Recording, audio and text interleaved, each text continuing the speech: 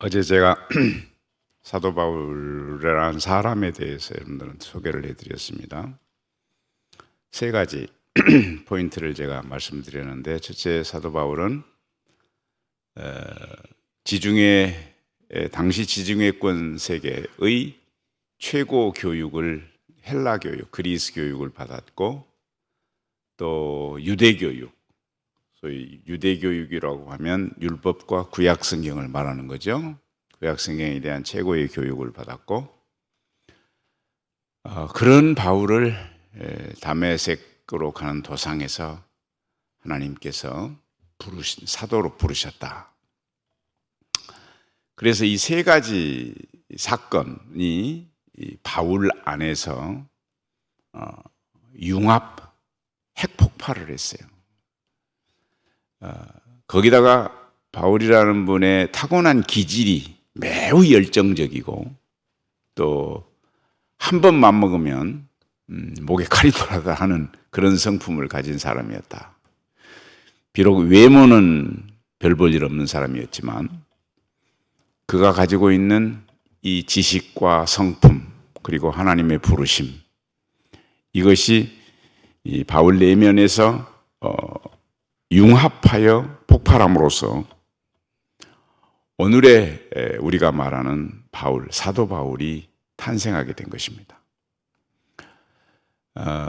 바울은 이렇게 다메섹 도상에서 부르심을 받고 난 이후, 어제도 말씀드렸듯이 아라비아 광야에 가서 자기에게 일어난 사건을 깊이 성찰하고 곧바로 다메섹에 돌아와서 본격적인 안디옥으로 가서 본격적인 기독교인으로서의 사도로서의 활동을 하기까지 3년이라는 세월 동안을 무엇인가를 했다는 이야기예요. 그 3년 동안 무엇을 했는지에 대해서는 성경이, 또 바울 자신이 정확하게 말하지는 않습니다.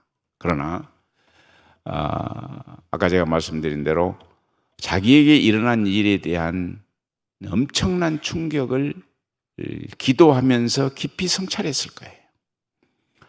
그럼으로써 소위 우리가 말하는 바울의 신앙, 학문적으로는 신학이라고 그러죠.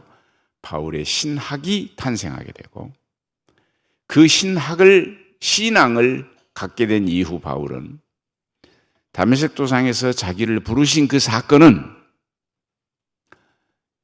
그때 환상으로 나타나 본인이 보았던 그 하나님의 아들 예수 그리스도, 그 예수 그리스도를 온 세계에 나가서 전하라는, 소위 말해서 이방인 선교, 또 이방인 사도로 자기를 부르셨다는 자의식을 갖게 됐어요. 자기 이해를 갖게 된 거죠.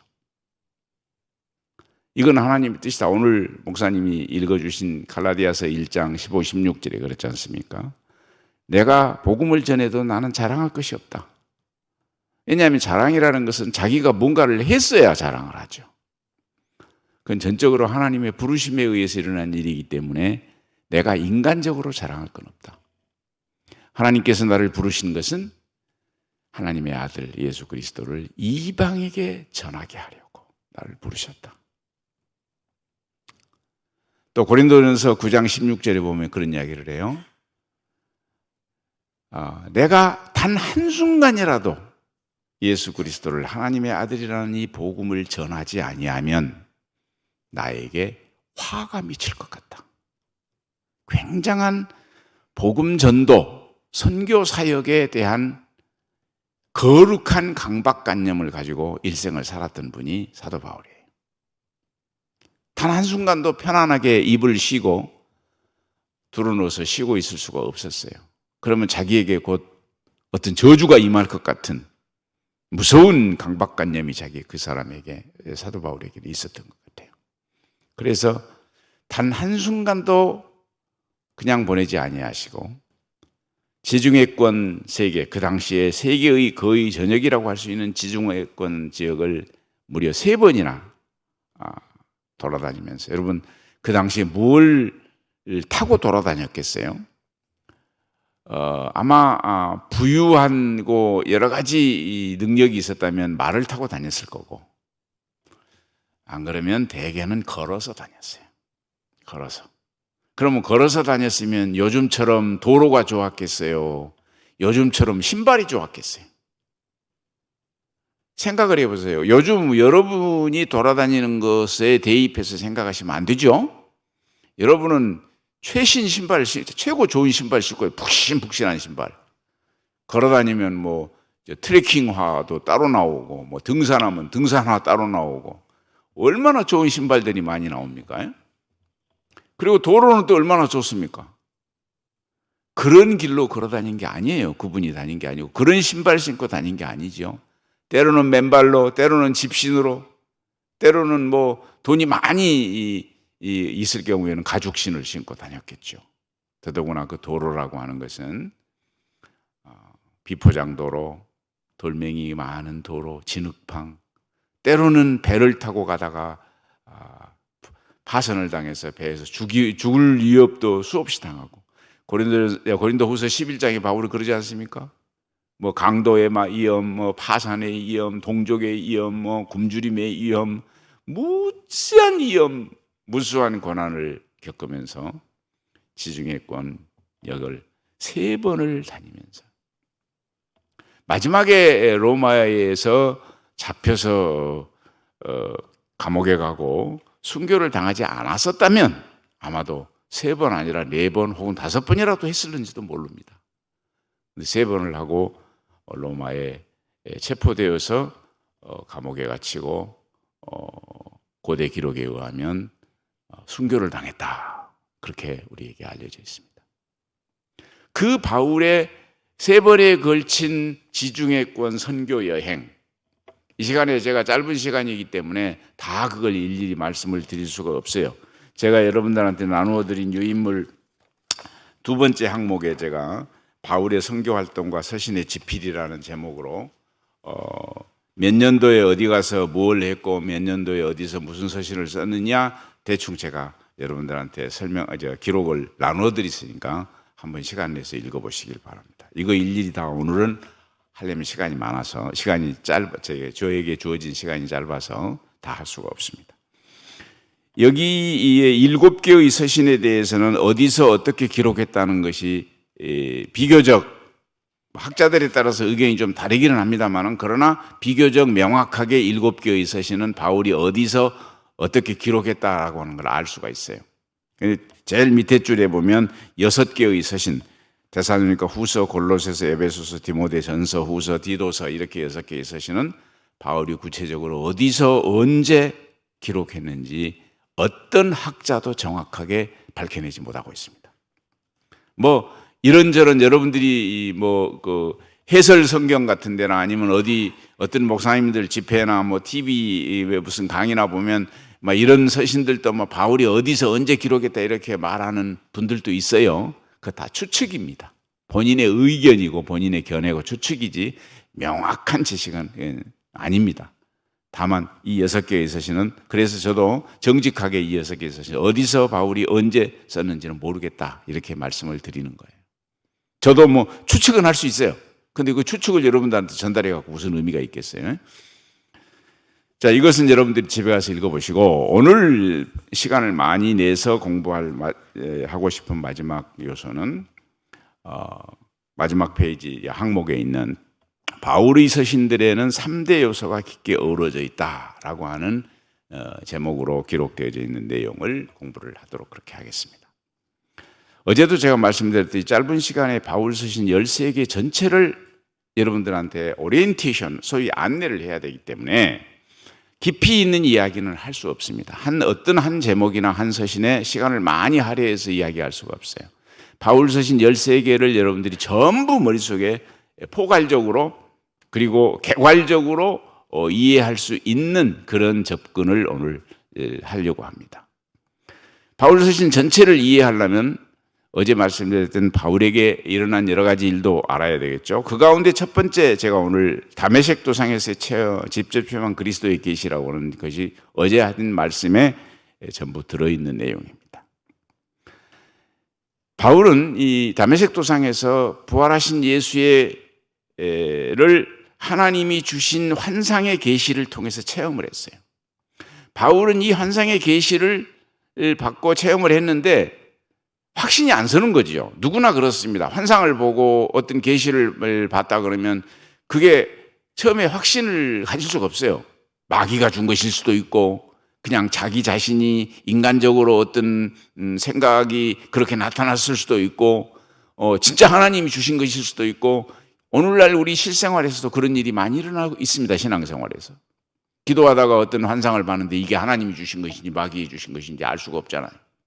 적어도 사도 바울은 이 다메섹 도상에서 경험한 그리스도 체험이 하나님이 주신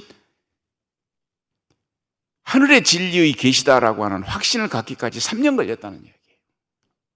아라비아 광야에 가서 기도하고 다메섹, 안디옥에 가서 여러 가지 사람을 만나기도 하고 기도하기도 하고 자기 자신이 큰 묵상을 하기도 하고 지금까지 배웠던 그리스 지식, 구약 성경과 율법의 지식 이 모든 것을 총동원해서 나에게 일어난 이 사건이 무슨 의미일까? 이것이 어떤 것일까라고 하는 자기가 경험한 이 사건의 성격을 규명하고 그것을 하나님의 부르심이라고 하는 확신을 갖기까지 3년이라는 기간 동안 아주 무지한 그 노력과 애씀을 통해서 깨닫게 된 것이죠.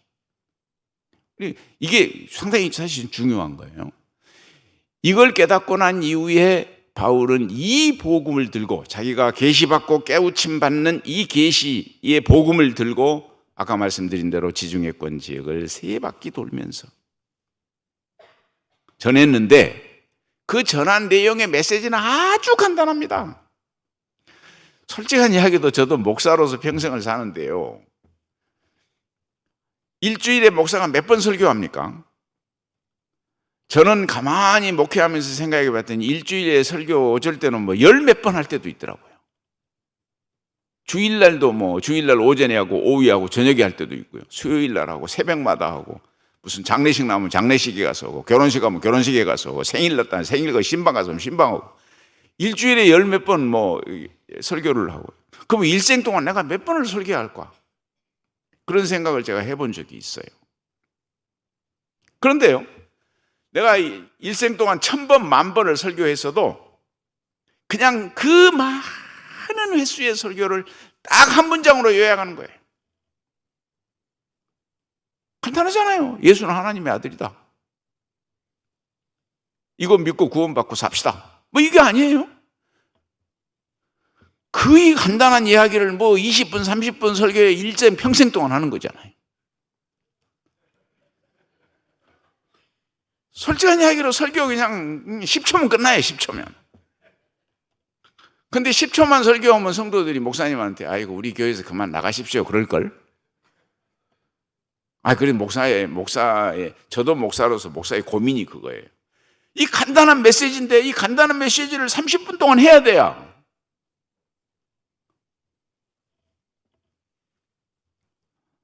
그거 참 힘들어요. 그거 참 힘들어.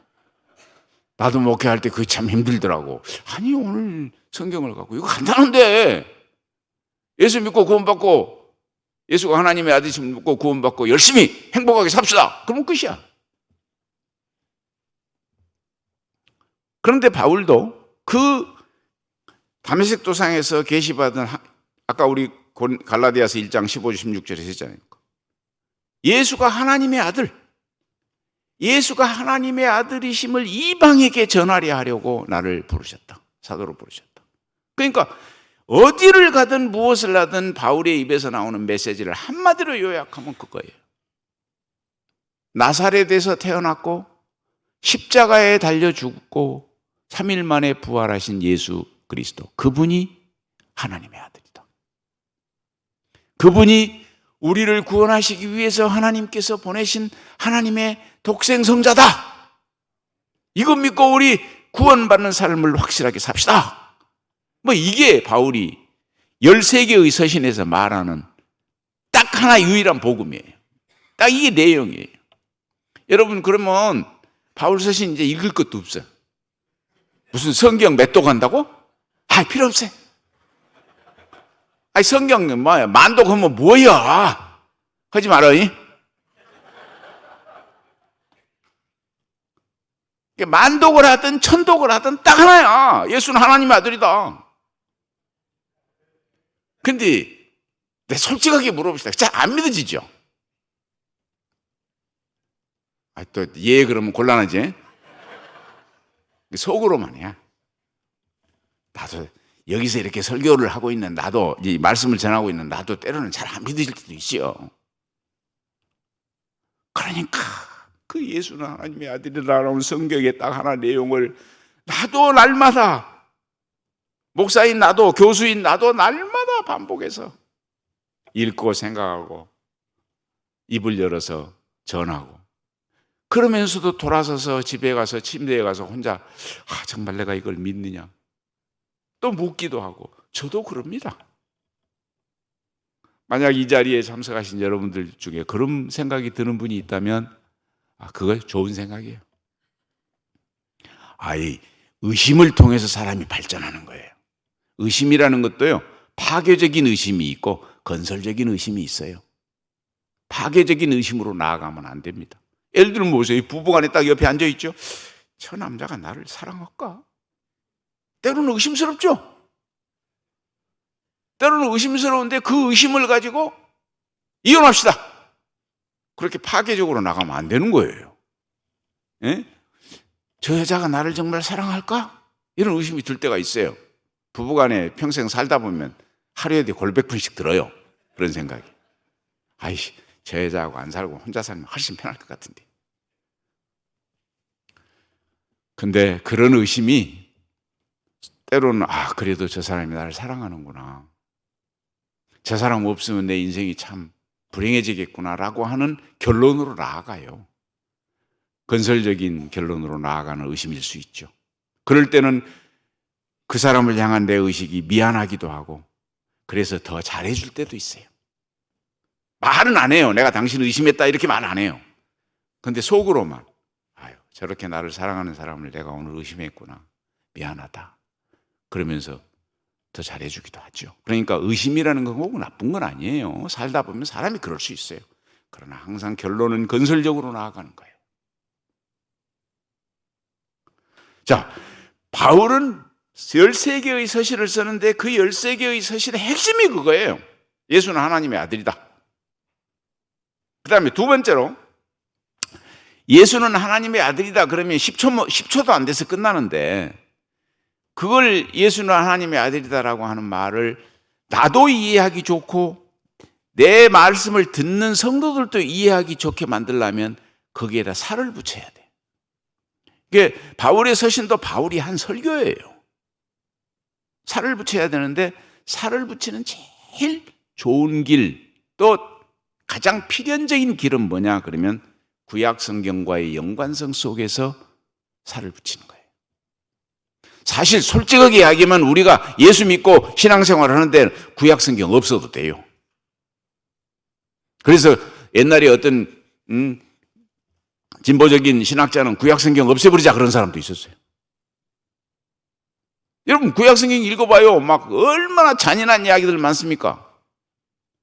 막 닭이나 토끼까지 포함해서 아새끼라니, 아이까지, 그냥 임신한 여자까지 다 죽여버리는 무지하게 잔인한 이야기, 구약 성경이 엄청 많잖아요. 그 이야기를 하나님의 말씀이라고 잊고 있으면 도리어 의심이, 이게 하나님의 말씀이야? 이렇게 잔인해? 그래서 어떤 사람은 구약 성경 없애자 그런 사람도 있어요. 근데 그건 잘못된 거예요. 그런 주장은 뭐냐면, 사도 바울만 놓고 보더라도 예수는 지난 시간에 복음서 시간에 했으니까 내가 건들지 않고요. 사도 바울 서신만 이야기하면, 사도 바울은 예수가 하나님의 아들이다라고 하는 한 문장의 이 간명하고도 불명한 복음을 자기 자신이 어떻게 잘 이해하고 또 내 성도들에게 어떻게 잘 가르칠까 고민하다가 구약 성경과의 연관성 속에서 이해하고 설명하게 되는 거예요. 그래서 바울 서신을 읽어보면 구약 성경에 대한 언급이 엄청 많아요. 구약은 말 그대로 구약이에요. 구약이라는 게 뭐예요? 옛날 약이죠. 옛날 약은 유효기간 지난 거예요. 여러분 감기 걸렸는데 10년 전 약 먹을 거예요? 안 먹잖아요. 근데요, 10년 전에 처방받은 그 약이 지금 여러분에게 있으면 그 약은 대단히 소중한 거예요. 왜냐? 10년 전에 나에게 이런 질병이 있었고 이 질병을 치료하기 위해서 이 약을 내가 먹었구나. 그리고 내가 지금 몸을 가지고 있는데 이 몸이 그 약 때문에 내가 건강해져서 지금 있구나. 그러면 오늘의 나를 진단하는데 10년 전에 처방받은 약이 엄청난 중요성을 갖는 거예요. 그렇기 때문에 구약을 버리면 안 되는 거예요. 오늘의 예수 그리스도, 오늘의 신약 성경, 오늘의 나를 이해하기 위해서는 100년 전, 1000년 전, 만년 전에, 10만 년 전에 기록된 구약 성경이 엄청난 중요한 의미를 갖는 거예요. 그러나 여러분들이 알아야 될 것은 구약 성경을 읽으면서 항상 예수 그리스도 그분과의 연관성 속에서 구약을 이해해야 되는 거예요. 예수 그리스도가 누구고 예수 그리스도가 무엇을 하고 예수 그리스도가 앞으로 어떻게 될 것인지 이 모든 예수 그리스도와 연관된 애언이요, 예수 그리스도와 연관된 하나님의 뜻이 거기 구약에 담겨져 있기 때문이죠.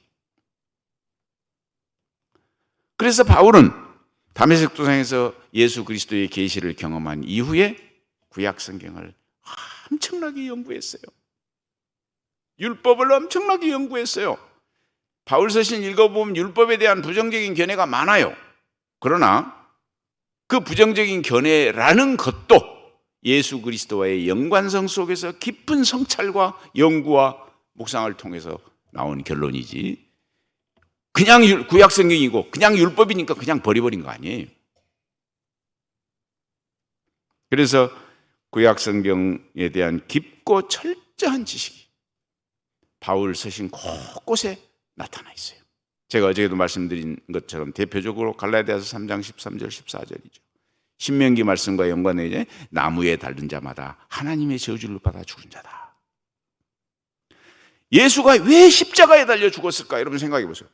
사람을 죽이는 처형 방법이 여러 개 있습니다. 로마 시대에도 여러 개 있었어요. 예를 들어서 우리나라 조선시대 영화를 보면 사약을 먹이지 않습니까? 왕이 그 약을 가지고 가서 약을 들이키고 죽게 하는 사약을, 약을 먹어 죽이는 경우도, 사형시키는 경우도 있죠. 어떤 경우에는 화살을 쏴서 사형시키는 경우도 있었습니다, 옛날에. 그렇죠? 또 어떤 경우에는 망나니가 푹 하면서 칼춤 치면서 탁, 그래서 죽이는 방법도 있었어요.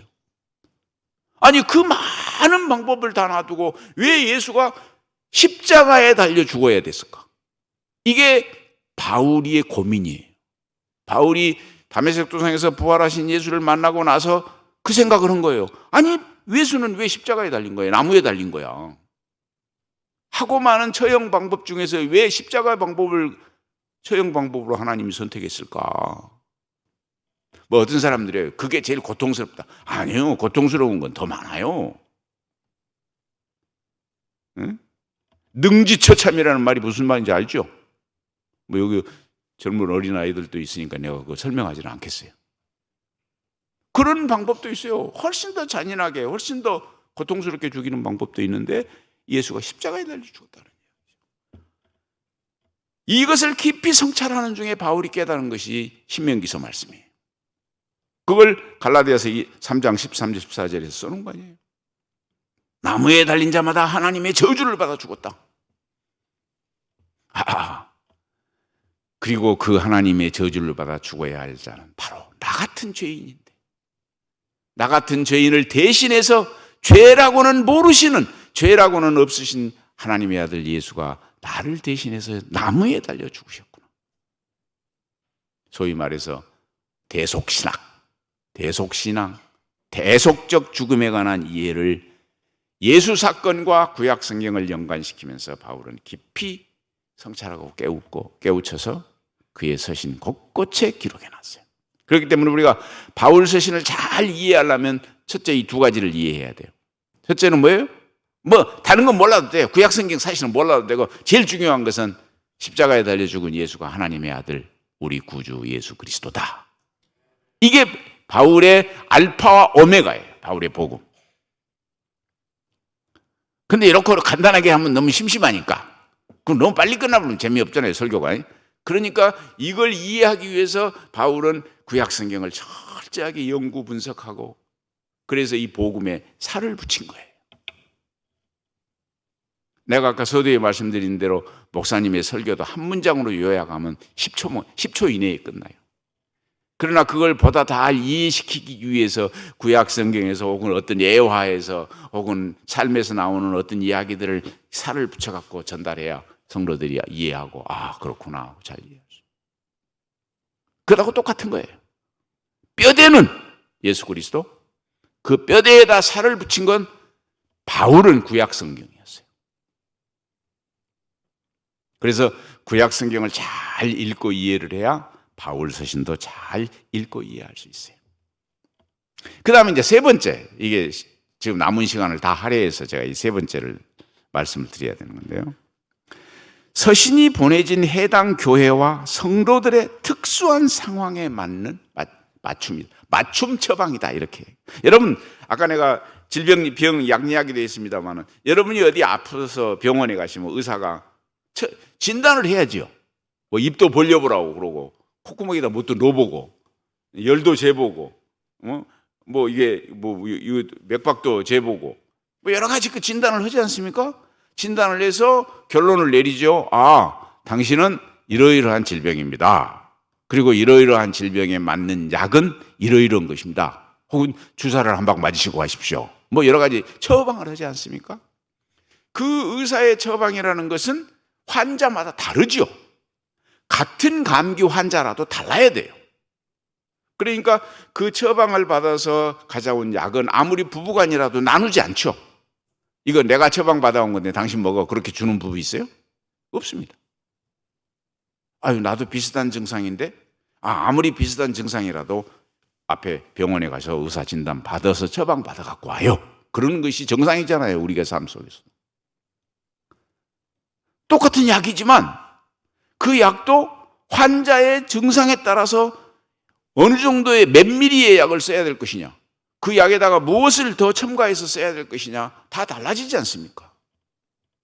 우리가 겉모양 보기에는 똑같다고 그래서 똑같은 약을 주지는 않아요. 물론 기성약품은 그럴 수 있어요. 뭐 감기 걸리는데 화이트벤 그러면 하나를 먹고. 근데 그건 뭐 정상적인 방법은 아니고 의사한테 갈기 힘들 때 어쩔 수 없는 비상시국에서, 비상 상황에서 그런 약을 먹는 것이죠. 의사한테 갈 수 있는데 상황이 다 돼 있는데 의사한테 안 가고 화이트벤 먹고 감기 나는 경우는 별로 없어요. 그런 것처럼 바울 서신 13개도 그런 거예요. 자, 로마서, 고린도전서, 고린도후서, 갈라디아서 이런 서신들이 쫙 있는데 그게 이렇게 생각하시면 돼요. 간단하게 이야기하면 로마서는 로마 교회를 위한 맞춤 처방이다. 고린도전서는 고린도 교회의 어떤 상황, 어떤 시대적인 상황에 맞는 그 교회의 상황에 맞는 맞춤 처방이에요. 고린도후서는 고린도전서가 기록되고 난 이후에 조금 세월이 지난 후에 또 고린도 교회에 나타난 어떤 문제에 대한 맞춤 처방. 모든 바울 서신은, 물론 바울 서신만 그러겠어요. 신약성경 27권이 다 그렇습니다만은 특히 바울 서신은 보내진 교회의 상황에 맞는 맞춤 처방이다. 이렇게 제가 한 문장으로 요약하여 말씀드릴 수 있습니다. 자, 예수 그리스도는 하나님의 아들이다. 이게 하나의 딱 그의 유일무이한 약이에요. 그의 약이야. 그 약을 로마 교회에, 고린도 교회에, 갈라디아 교회에 그 약을 주는데 그냥 주는 게 아니에요. 그 약을 주면서 뭐라고 그러냐면 바울이야, 너희는 이 약을 아침밥 먹기 전에 물 많이 먹으면서 먹어라. 그렇게 처방을 해주고, 고린도 교회에다는 야, 이 약을 먹는데 너는 정신 먹고 나서 물 먹지 말고 그냥 이 약을 먹어라. 또 갈라디아 교회한테는 동일한 약을 주면서 잠자기 전에 이 약을 먹어라.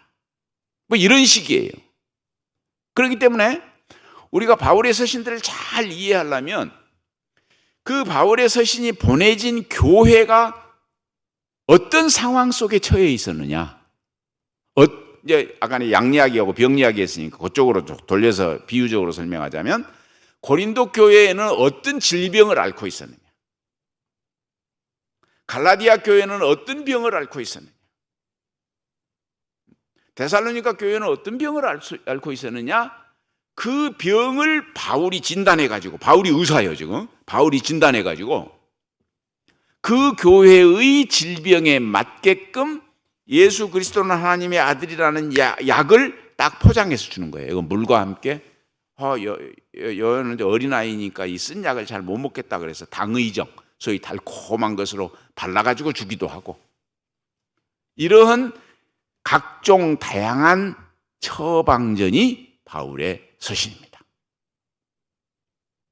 그리고요, 그렇기 때문에 바울은 이 서신 13개를 썼는데 한 번도 책상에 앉아서, 요즘 제가 논문 쓰듯이 우리 목사님이 목사님 방에 앉아서 주일날을 위해서 설교문 쓰듯이 그렇게 서신을 써본 적이 없어요, 바울은. 그럼 바울은 서신을 어떻게 썼느냐? 아까도 제가 서두에 말씀드린 단 한순간도 바울은 편히 누워서 편히 앉아서 쉬어본 적이 없어요. 계속 돌아다니면서 짬짬이 나면 글을 쓰는 거예요. 그냥 써서 보내는 거예요. 상황에 맞게 짬짬이 글을 써요. 어쩔 때는 뭐 말을 타고 갔으면 마루에서 썼을는지도 모르고, 걸어가면서 썼을는지도 모르고, 밥 먹으면서 썼을는지도 모르고, 잠자기 전에 썼을는지도 몰라요. 학자가 연구실에 앉아서 서론, 본론, 결론을 딱 맞춰서 아구 딱 맞는 논문을 한 편 딱 목사님이 당신 방에서 설교 못 놓고 컴퓨터 앉아가지고 놓고 서론, 본론, 결론 딱 내서 설교문 딱 하나 만들어갖고 딱, 이런 식으로 바울은 단 하나의 서신도 써본 적이 없어요. 그럼에도 불구하고 바울이 쓴 서신을 읽어보면 나름대로 굉장한 잘 짜여진 구조로 된 서신이라는 것 또한 알 수 있어요. 그것은 어제 말씀드린 대로 바울의 교육의 결과물이에요. 제가 어제 말씀드렸지 않습니까? 바울은 헬라 최고 교육을 받았고 유대 최고 교육을 받았다.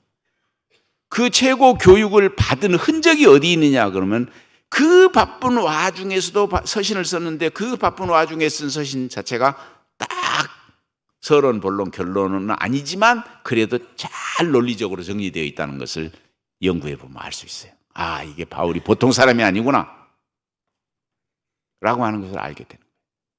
그러나 또 로마서에 한 말, 고린도서에서 한 말, 데살로니가에서 한 말이 여러분이 통독만 하지 말고 정독도 하시고 서로의 깊은 묵상과 연구를 한번 해보면 때로는 뭘 발견하게 되냐면, 아, 이 말하고 이 말이 서로 다르네. 여기서는 이 말 해놓고 저기서는 이 말 하네. 그런 경우가 있어요. 소위 말해서 요즘 말로 하면 일관성이 없네. 이걸 발견해낸 사람이라면 대단한 사람이에요. 그런데 우리 같은 학자들은 그걸 평생 동안 깊이 읽고 연구하고 분석하고 그러니까 그런 것들이 상당히 나타나요. 그래서 어떤 사람은 어떻게 뭘 말하느냐고, 믿을 수가 없어 이런 사람도 있어요. 여기서는 이 말하고 저기서는 저 말하고, 그럼 어떻게 그걸 믿겠어? 못 믿어. 이렇게 부정적으로 이야기하는 사람들도 가끔 있어요. 그러나 여러분, 그건 아닙니다. 그건 아니에요.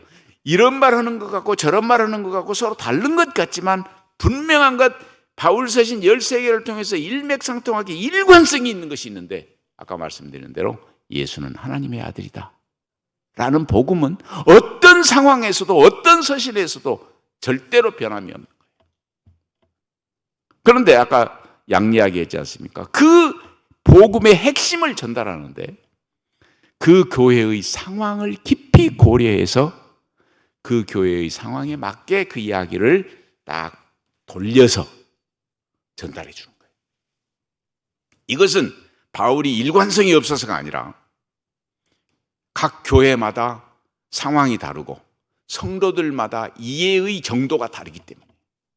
사실 저도요, 막 대학에서 박사들만 모여놓고 강의하는 것하고 제가 살고 시골에 사는 초원 할머니 할아버지들만 모여있는 곳에서 가서 강의하고 설교하는 것하고 똑같은 예수 그리스도는 하나님의 아들이라는 말을 전하지만 달라요, 내 말이. 박사들에게만 하는 말을 시골에 가서 할머니 할아버지들한테 하면 할머니 할아버지들이 이해하겠어요? 지금 뭔 소리 하는 거야 저 사람? 그러니까 할머니 할아버지들한테 가서는 할머니 할아버지들의 상황에 맞게 그분들이 이해할 수 있는 용어로 표현으로 전달하는 거예요. 그런데 할머니 할아버지들한테 전달하는 그 용어 그 표현 방법을 대학에 가서 박사들한테 전달하면 박사들은 뭐라고 그래? 뭐 저 사람 우리를 무슨 깔보냐? 우리를 무시하는 거야? 이런 반응을 한다고. 그러니까 청중이 어떤 사람이냐에 따라서 청중의 상황이 어떠냐에 따라서 내 입에서 나오는 말이 내용은 같지만 같은 내용이지만 말이 달라요.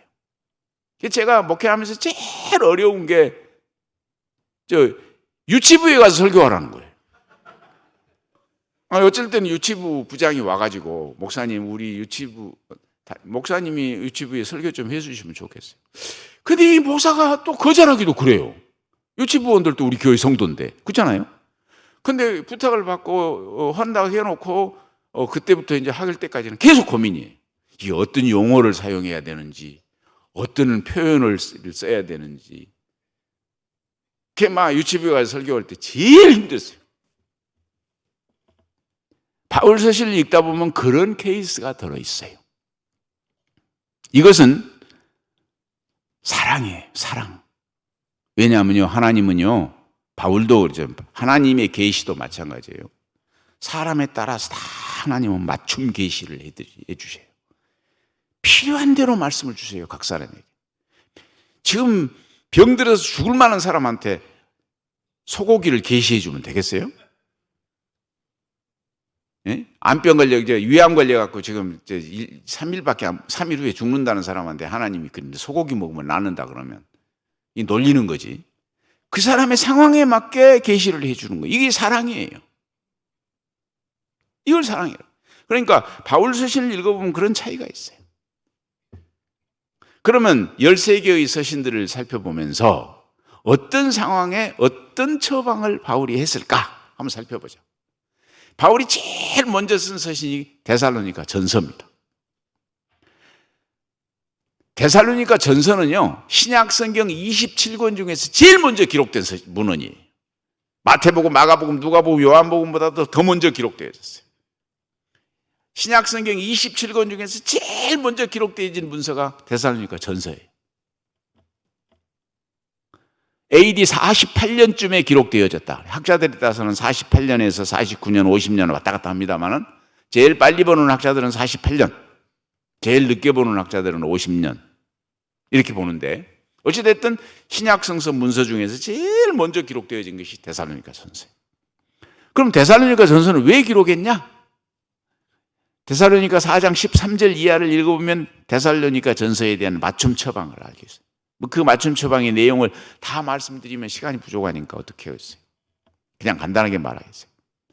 데살로니가 교회에는 예수가 죽었다가 부활했다는 예수의 이 복음은 믿지만 우리 인간, 사람이 죽었다 부활하는 것은 못 믿었어요. 예수의 죽음과 부활은 믿었는데 예수 믿은 이 목사는 죽었다가 부활할 것이냐? 예수 잘 믿은 우리 어머니, 우리 할머니는 죽었는데 부활을 할 것이냐? 이것에 대한 확신이 없었어. 이게 문제였어요. 데살로니가 교회는. 그래서 바울은 데살로니가 전서를 써서 예수 그리스도가 죽었다가 부활했다는 이 복음을 너희가 확실히 믿는다면 믿는 성도들도 죽고 나중에 하나님의 때가 되면 부활하여 일어나 주와 함께 영원히 있게 된다는 사실, 이 사실을 너희들이 믿어야 하느니라. 이것을 전하기 위해서 기록된 문서가 데살로니가 전서예요. 그러니까 데살로니가 전서를 읽으면서 배워야 될 메시지는 뭐이겠어요? 예수 그리스도는 죽었다 살아났다. 이건 복음이잖아요. 하나님의 아들 예수 그리스도는 죽었다 살아났다. 이건 복음이에요. 이 복음을 믿는 사람은 나도 우리 어머니 아버지도 예수 잘 믿는 장로님, 권사님, 집사님도 죽었다가 죽은 후에 부활한다라는 사실을 믿는 거예요. 이걸 믿으라고 기록한 문서가 데살로니가 전서예요. 두 번째로 바울이 기록한 문서가 고린도 전서입니다. 고린도전서를 바울이 두 번째로 기록했어요. 고린도전서를 잘 읽어보면요, 고린도 교회의 문제는 뭐였냐 그러면 파벌 싸움이었어요. 파벌.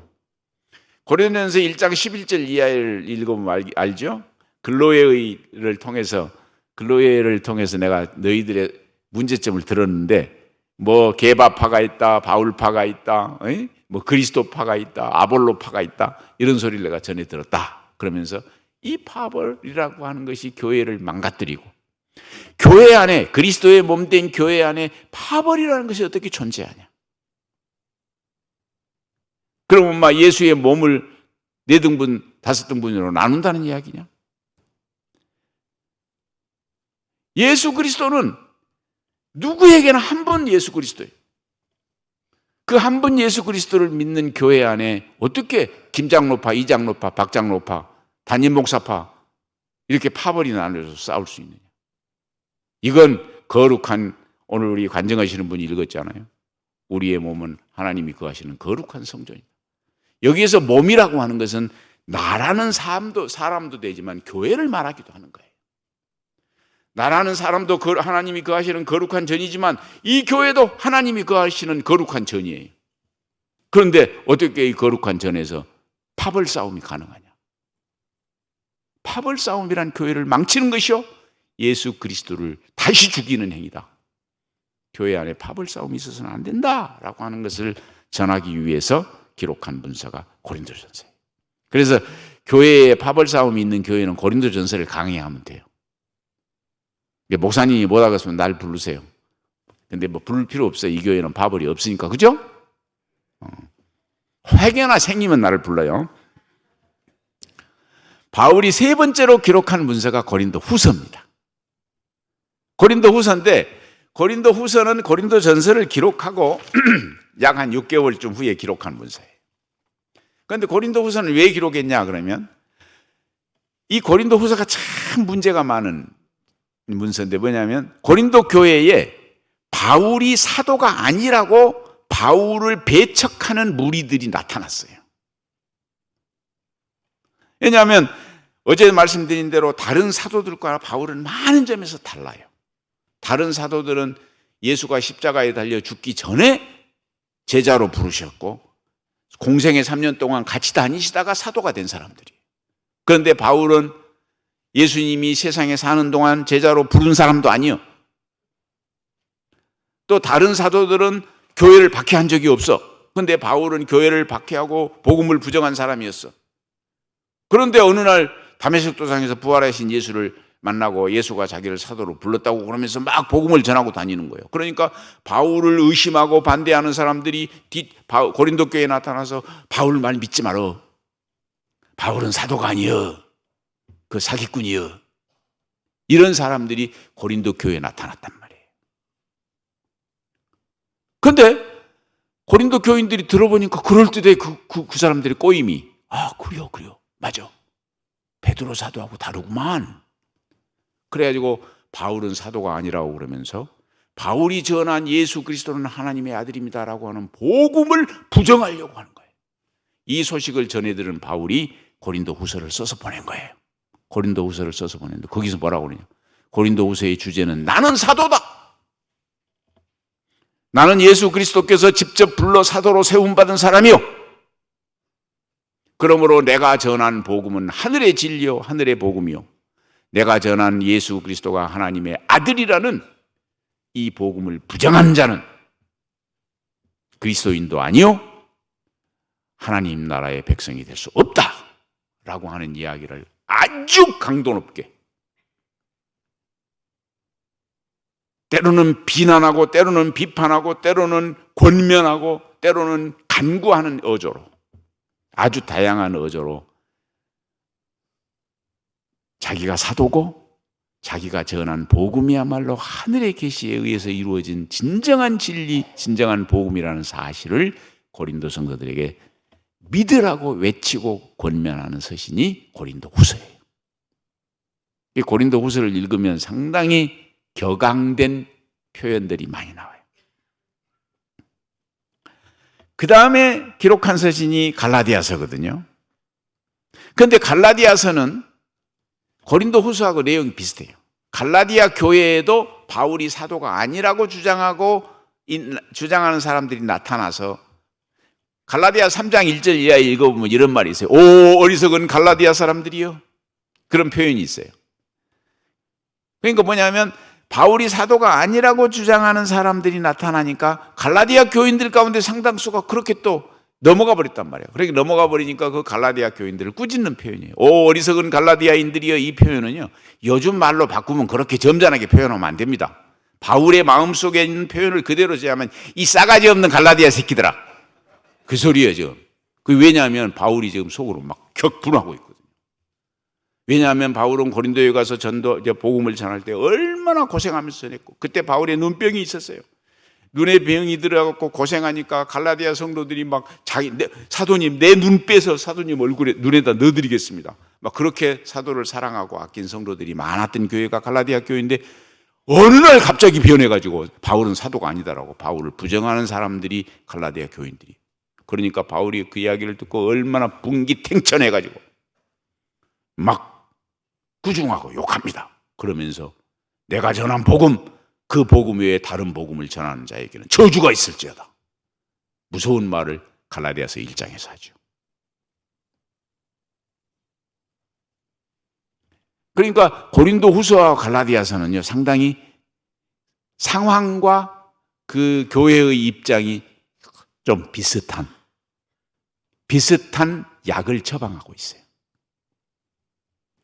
그 다음에 바울이 쓴 서신이 소위 가장 중요한 서신이라고 일컬어지는 로마서예요.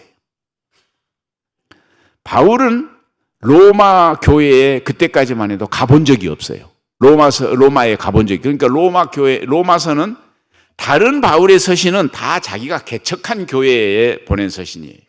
그런데 로마 교회만큼은 자기가 개척한 교회가 아니야. 그때까지만 해도 로마를 가본 적이 없었어요, 바울은. 누가 복음을 전해서 로마의 교회를 개척했는지 아무도 몰라요. 이런저런 추측들은 많이 있지만 어떤 추측도 확실하지 않아요. 가장 정확하고 좋은 말은 모른다라고 하는 거예요. 누가 로마의 복음을 전해서 로마 교회를 세우는지는 모르지만 그 당시 지중해권에서 가장 큰 도시지 않습니까? 요즘 뭐라 하면 수도지요. 한국으로 말하면 서울이죠. 그 한복판에 누군가가 복음을 전했고 그 복음이 꽃을 피워서 로마 교회가 커졌어요. 규모가 커졌어요. 큰 교회가 됐어, 로마. 그 당시 교회 중에서는 제일 큰 교회가 됐어요, 로마 교회. 그런데 바울의 목표는 그 당시 땅끝이라고 일컬어지는 곳이 어디였냐 그러면 스페인이었어요. 왜냐하면 한참 후에 발견된 게지만 지구는 둥글다라고 하는 것은 한참 후의 이야기고, 여러분 갈릴레오 이야기는 잘 알지 않습니까? 그래도 지구는 지금 도는 걸 하면서. 그런데 바울 때는 지구가 네모지다고 생각을 했어요. 네모지다고 생각을 했기 때문에 스페인에 가면 끝없는 바다가 보이잖아요. 그게 뭐예요? 대서양이죠. 스페인에서 미국 쪽으로 이렇게 대서양인데 대서양 저 끝엔 이렇게 낭떠러지가 있다고 생각을 했어요. 네모지기 때문에. 그래서 거기는 가면 안 되는 거죠. 그래서 땅끝까지 복음을 전한다. 사도행전 1장에 그랬잖아요. 너희는 땅끝까지 가서 복음을 전하라 할 때 그 땅끝을 어디로 이해를 했냐면 스페인으로 이해한 거예요. 그래서 이방인 사도로 부름받은 사도 바울은 저 땅끝인 스페인까지 가서 복음을 전해야 하나님이 나에게 주신 사명을 내가 완수하고 죽을 수 있다라고 생각을 한 거예요. 그런데 여러분 스페인을 어떻게 가겠어요? 비행기 타고 가요? 벤츠 자동차 타고 가요? 걸어가야 돼요. 그러면 스페인까지 몇 달, 몇 년 걸리겠어요? 먹어야지요? 자야지요? 입어야지요? 가는 길에 강도 만나지요? 얼마나 많은 위험이 도사리고 있고 얼마나 많은 비용이 필요합니까? 또 스페인 간다고 그랬다가 저 중국으로 가면 안 되잖아요. 길을 안내하는 사람도 필요하지 않아요. 도로를 나는 요즘처럼 내비게이션 역할을 하는 사람이 필요하죠. 돈도 필요하고 내비게이션 같은 사람도 필요하고, 예? 같이 가줄 사람도 필요해요. 강도의 위험도 많으니까. 이 역할을 누가 해주기를 바라냐? 로마 교회가 해주기를 바라는 거예요. 그 당시 로마가 스페인 가장 가까운 지역에 있지 않습니까? 그리고 가장 크고 사람이 많은 지역이니까. 그러니까 바울은 로마서를 써서 내가 스페인까지 여행하고 싶은데 너희들이 나를 좀 도와다오. 그러면 도와다오 그러면 그냥 도와줍니까? 여러분이 어느 저 아프리카 어디서 선교하는 선교사가 나 좀 도와줘요. 그러면 알았어 하고 10억 보내요? 안 그러죠. 도와달라고 그러면 어때요? 아이 저놈이 진짜 선교사인지 다 알아봐야 되잖아요. 그리고 너는 앞으로 어떤 개혁으로 선교를 할 건데 우리가 도와줘야 되냐 이런 거 다 알아보고 누차 점검하고 회의에서 장로님들과 기획위원회에서 다 점검하고 그래서 이 사람은 꼭 우리가 도와줘야 됩니다 라고 그러면 그때 도와주는 거죠. 그런 것처럼 사도 바울도 로마 교회에 나 좀 도와다오. 나 스페인까지 가서 사도 이방인 사도니까 스페인까지 가서 복음을 전해야 되겠는데 너희들이 나 좀 도와다오. 도와다오만 하면 안 될 거란 말이에요. 도와줘야 될 필연적인 이유를 설명해야 되는 거예요. 너희들이 나 도와 안 주면 안 돼. 반드시 도와줘야 돼. 너희들이 나를 도와주는 것은 너희들이 선택사항이 아니라 의무야. 반드시 지켜야 될 거야. 그러기 위해서 로마 교회가 바울이 스페인까지 전도하는데 도와줘야 될 필연적인 이유를 설명하기 위해서 기록한 책이 로마서예요. 그 필연적인 이유는 뭐냐? 바울이 복음을 설명하는 거예요. 내가 이런 복음을 들고 스페인까지 가서 복음을 전하려고 그런다. 그러니까 너는 도와줘야 한다. 그래서 로마서는 바울 서신 중에서 바울이 전한 복음이 핵심이 총 가장 포괄적으로 망라되어져 있는 서신이 로마서예요. 그래서 로마서를 로마 교회가 읽고 이런 복음을 들고 이런 이방인 사도께서 스페인까지 가려고 그러는데 우리가 도와줘야지. 그랬을 가능성이 커요. 근데 안타깝게도 바울은 스페인 선교 여행을 못 가고 중간에 체포당하죠. 로마 총독에서 체포당해서 로마에서 구금 생활을 해요. 그래서 로마 교회가 바울의 선교를 도와주지도 못했고 바울은 스페인 여행까지 가지도 못하고 끝났어요. 안타까운 일이지만 하나님은 무슨 뜻이 있어서 스페인까지 못 가게 했는지 그건 제가 알 수가 없죠. 이렇게 로마에서 구금 생활을 하면서 빌립보서와 빌레몬서를 썼어요. 그래서 빌립보서와 빌레몬서는 소위 우리가 옥중서신이라고 그래요. 로마의 감옥으로 학자들에 따라서는 로마 감옥이냐 아니면 가이사랴 감옥이냐에 놓고 조금 논란은 있어요. 근데 저는 로마 감옥으로 봐요. 로마에서 있으면서 가택연금을 당했거든요. 감옥에 가지는 안 했고 가택연금을 당했어요. 로마에서. 그러니까 찾아오는 사람은 바울을 찾아갈 수 있지만 바울 자신은 그 집을 나올 수가 없었어요. 군인들이 지키고 있으니까. 왜 지키고 있었냐면 로마 황제가요. 요즘도 그러죠. 대법원 판사가 판결할 수 있는 그 사건이 수백 개, 수천 개가 쌓여 있다고 그러잖아요. 그러면 제일 먼저 온 것부터 꺼내서 판결을 하는 거죠. 그런 것처럼 로마 황제에게 재판을 요구하는 사건이 수십, 수백, 수천 건이 몰려 있는 거예요. 그러니까 순서, 접수 번호별로 황제가 재판을 하는데 이제 바울도 황제 재판을 받기 위해서 가는데 자기보다 먼저 처리해야 될 일이 많기 때문에 순서를 기다리는 거예요. 자기 재판 순서를. 그 기다리는 동안에 바울이 가택에 연금당한 거예요. 도망 못 가게 군인들이 딱 지키고 있는 거예요. 그러나 단 찾아오고 싶은 사람은 찾아가도 된다.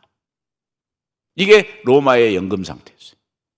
빌립보서는요. 이렇게 연금됐다는 소리를 듣고 빌립보 교회 교인들이 걱정이 태산이에요. 우리 사도께서 스페인까지 선교여행 가셔야 되는데 로마에 잡혀가지고 연금당하고 있다니. 뭘 먹고 사실까? 어떻게 사실까? 걱정이야. 그래서 바울이 쓴 서신 중에 바울이 개척한 교회 중에 가장 바울 사도를 아끼고 사랑했던 교회가 빌립보 교회예요. 그러니까 빌립보 교회는요. 그 따뜻한 사도와 빌립보 교회 사이에 오고 가는 따뜻한 정이 물씬 풍겨나오는 서신이 빌립보서입니다. 그래서 빌립보 교인들이 에바브로디도라는 사람을 보냅니다. 보내면서 그냥 보내는 게 아니라 거기다 생활비를 싸서 보내요. 교회에서 돈을 마련해서 에바브로디도를 선택해가지고 돈보따리를 들려서 우리 사도께서 로마에 연금상태에 있다는데 뭘 먹고 사실까? 이걸 먹고 이것이라도 드시면서 사시라고 돈을 보내. 그 돈을 받아보고 연금 상태에서 로마에서 바울이 에바브로디도 편으로 보낸 빌립보 교회의 돈을 받고 감동하는 거죠. 너희들 외에 나의 고난에 참여한 사람들이 없었다. 다른 교회는 그렇지 않은데 빌립보 교회 너희는 나의 고통, 나의 연금 상태에 함께 참여해서 고통받는구나. 그러면서 뭐라고 합니까? 너희들이 이거 안 보내줘도 나는 비천에 처할 줄도 알고 나는 풍부에 처할 줄도 알고 나는 어떤 상황에서도 자족하는 비결을 가진 그리스도인이다라고 하는 말을 빌립보서에서 하는 거예요. 빌립보서 가운데 여러분들이 제일 좋아하는 말 4장 13절 내게 능력 주시는 자 안에서 나는 모든 것을 할 수 있다. 이 말이 우리나라에서 오해를 받아요. 능력 주시는 자 안에서 내가 모든 것을 할 수 있다고 하는 게 내가 모든 걸 다 하는 거 아니요. 모든 것을 할 수 있다라고 하는 것은 주 안에서 굶어 죽을 수 있다 그런 뜻이에요. 우리나라는 이 말씀을 가지고 성공한다는 것으로 바꿔버리죠. 바울이 했던 말의 의미를 정반대로 바꿔버려 우리나라에서는. 아니에요. 성공한다가 아닙니다. 나는 내게 능력 주시는 자 안에서 나는 굶어 죽어도 괜찮다. 굶어 죽을 각오가 되어 있다. 그러니까 너희들이 나에게 생활비 안 보내줘도 돼. 근데 보내줘서 고마워. 이렇게 진짜예요. 빌립보서 4장 13절 이하를 읽어보세요. 실제로 그렇게 돼 있어요. 그러니까 복음을 전하는 자와 복음을 받은 교회가 사랑으로 하나 되는 그 연결줄, 사랑의 연결줄, 이게 가장 따뜻하고 끈끈한 모습이 빌립보서에 나타나 있어요. 그래서 세상의 모든 교회들이 빌립보 교회만 같으면 얼마나 좋겠어요. 빌립보 교회가 정말 좋은 교회였습니다. 물론 문제가 없는 교회는 아니지만 그래도 문제 없는 교회가 어디 있겠어요? 문제가 있기는 하지만 그래도 가장 따뜻한 교회 빌립보 교회였어요. 빌레몬서는 로마에 이제 가택 연금 상태에 있는데 어느 날 누가 찾아왔어요. 누가 찾아와갖고 사도 선생님 저 좀 구해주세요 하면서 울면서 막 구해달라. 보니까 옛날에 봤던 어떤 놈이야. 너 이놈 왜 여기 와 있냐? 그러니까 그 찾아온 사람이 울면서 사도 선생님 제가 사실은 알다시피 골로새라는 도시에서 사는 빌레몬이라는 사람 집 노예였습니다. 오네시모라는 노예입니다. 노예 생활이 너무 힘들어서 나 사실 도망쳤습니다. 옛날 로마 시대 때는 노예가 도망치면 잡아 죽이세요. 또 도망을 쳤는데 주인 집에서 도망쳐가지고 자유롭게 살려고 로마로 숨어 들어왔는데 살 길이 없습니다. 사실 도망자가 어디 가서 살겠어요, 마음 편하게. 근데 주인한테 다시 돌아가고 싶은데 걸렸다 하면 이거거든. 도망 나왔으니까. 그러다가 바울이 로마에 왔다는 소식을 전해 듣고 우리 주인 빌레몬이 바울 사도라고 하면 꼼빡하냐, 꼼빡 죽는다. 바울 사도 말이라 그러면 그냥 꼼빡 죽는 사람이다 라는 걸 깨닫고 바울을 찾아가요. 찾아가서 나 좀 살려줘, 나 좀 살려줘. 그러니까 바울이 그래? 그러면 내가 이 편지를 써줄 테니까 이 편지를 들고 주인한테 가거라. 그러면 주인이 너를 어떻게 하지 않을 거다. 그래서 도망 나온 오네시모를 살리기 위해서 변호하는 편지를 써서 그 주인 빌레몬에게 보낸 서신이 빌레몬서예요. 아주 짧은 서신이죠. 그 서신의 내용은 간단합니다. 도망 나온 오네시모 이제 노예라고 생각하지 말고 형제라고 생각하고 잘 대우해 줘라. 뭐 죽이거나 벌 주거나 그러면 안 된다. 자, 그리스도 안에서 이 사람도 예수 믿기로 했으니까 비록 주인과 노예지만 그리스도 안에서 한 형제라고 생각하고 앞으로 잘 대해주기 바란다. 이렇게 부탁하는 서신이 빌레몬서예요. 이렇게 7개의 서신은 비교적 어디서 어떻게 무슨 상황에서 썼는지가 분명한데 지금부터 뭉뚱거려서 오면 나에게 주어진 시간이 끝나버려. 2, 3분만 더 할게요. 데살로니가 후서. 데살로니가 후서는요, 초대교회에 문제 많은 사람들이 많았어요. 요즘도 뭐 이단자들 많지 않습니까? 사이비들 많지 않습니까? 초대교회도 많았어요. 초대교회의 어떤 사이비들이 데살로니가 교회에 가가지고, 우리 사도 선생님이 말씀하셨는데 예수님이 곧 재림한다. 그러니까 예수님이 재림할 때까지 우리 뭐 고생스럽고 이러지 말자. 이렇게 주장하는 사람들이 나타난 거예요.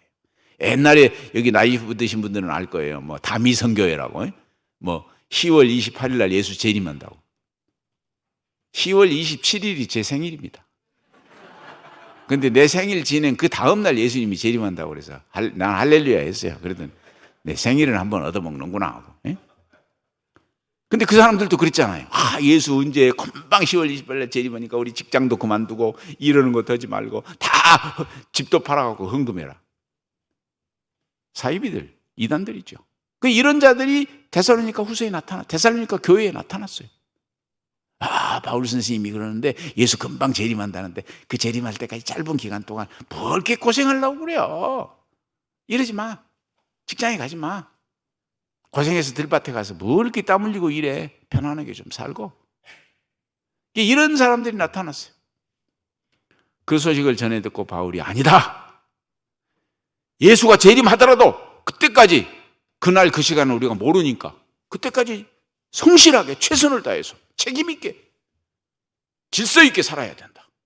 예수 믿는 사람들이 질서가 없고 책임감이 없고 게으르고 그러면 안 된다.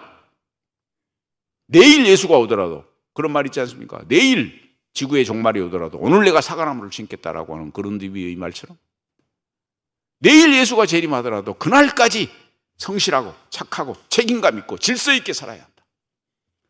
이렇게 말하는 서신이 데살로니가 후서입니다. 골로새서는 저 소아시아의 골로새라는 도시에 이단자들이 나타났어요. 이단자들이 나타나서 뭐냐면 예수 믿는 것 갖고 구원받는 게 아니요.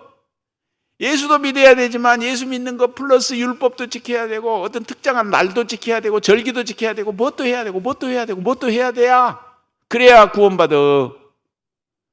오직 예수만 믿고 구원받는다는 오직 예수를 부정하는 자들이 나타났어요. 그런데 이 오직 예수를 부정하는 자들이 많이 공부한 사람들이었나 봐요. 막 철학적 이야기를 하고. 그러니까 골로새 성도들이 와, 저 사람들 유식하고 말도 잘하고. 그러니까 많은 사람들이 넘어가 버렸어요. 그래, 예수 믿는 것만 갖고는 안 되는구나. 예수 믿는 것 말고 또 뭘 또 해야 되는구나. 이런 소식을 전해 듣고 바울이 우리의 구원의 길은 오직 예수야. 오직 예수 이외에 다른 구원의 길을 말하는 잡설들 이걸 따라가면 안 돼. 우리의 구원의 길은 오직 예수 한 분뿐이다. 이걸 말하는 서신이 골로새서예요. 에베소서는 교회가 여기저기 교회들이 많지 않습니까? 요즘은 더 많지만 교회들이 많은데 그 교회들이 연합을 해야 되는데 연합을 안 하는 거예요. 소위 말해서 다 독불장군이야. 교회들이 개인 플레이요.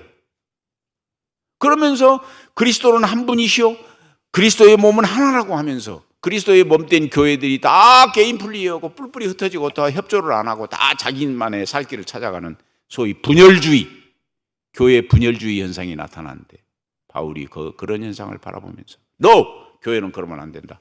교회는 어느 지역에 있든지 어느 시대에 있든지 어느 교파에 속하든지 예수 그리스도 한 분만을 구원의 길로 믿고 고백하고 그렇게 사는 교회는 어느 지역 어느 시대에 있는 교회든지 하나의 교회다. 그러니까 연합해야 되고 함께 가야 된다. 이것을 말하는 서신이 에베소서예요. 그래서 에베소서를 현대 용어로 말하면 교회 일치, 에큐메니칼 운동의 근거가 되는 성경 구절이라 그러죠. 사실 요즘 좀 죄송하지만 교회들이 개인 플레이 많이 하죠. 특히 한국 교회는 개인 플레이를 많이 해요. 에베소서를 잘 읽고 우리가 반성해야 됩니다.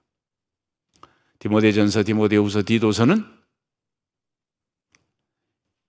에베소 교회와 글레다 교회를 목회하는 지역 로컬 처치의 지역 교회의 목회자 디모데와 디도에게 어떻게 교회를 잘 치리해 갈 것이냐. 특히 교회에 나타나는 신천지와 같은 이단들, 어떻게 이단을 처리해야 하고 대처해야 할 것이냐. 이런 이단 대처 방식. 그래서 교회를 질서 있게 이단을 물리치고 바른 복음에 입각해서 교회의 목회를 어떻게 해야 될 것이냐. 이 목회의 길을 가르치는 서신이 이 목회 서신, 디모데 전서, 후서, 디도서라고. 이 세 개를 묶어서 그래서 목회 서신이라고. 요즘 신천지 이단이 바로하고 있지 않습니까? 뿐만 아니라 다른 정명석이니 이단들이 교독 주변에 많지 않습니까? 그거 어떻게 대처해야 되냐? 디모데 전서, 후서, 디도서를 잘 읽고 신앙생활하면 됩니다. 거기 다 나와 있어요. 그거 잘 모르겠으면 내가 쓴 논문 보세요. 내가 목회서신이 이단 대처를 어떻게 하라고 그랬느냐라고 하는 제목의 논문도 쓴 적이 있어요. 현직에 있을 때.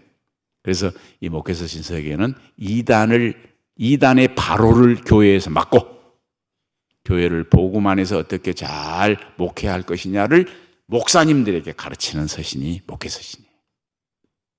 자, 여러분 말씀을 종결합니다.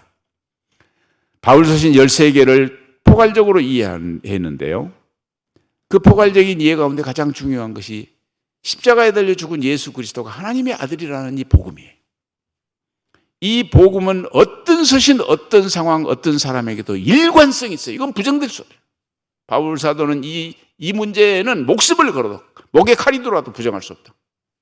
다만 이 복음을 다양한 상황에 처해 있는 교회에게 다양한 상황에 맞추어서 약간 이렇게 변형된 처방을 해준 거예요. 이게 서신이에요. 그래서 나는 바울의 서신을 이해할 때 일관성과 상황성이라는 말로 종합하여 정의합니다. 복음에는 일관성이지만 그 복음을 적용하는 상황은 다양성이에요. 그래서 일관성과 상황성, 일관성과 다양성이라고 하는 조금은 모순되어 보이는 이 두 단어가 바울 신학, 바울 서신, 바울을 이해하는 데 굉장히 중요한 것이다. 하늘이음교회 성도 여러분, 성경을 잘 읽고 이해해서 이 땅에 살지만 하늘을 사시는 여러분 되시기를 주의 이름으로 축원합니다. 기도합니다. 거룩하신 하나님,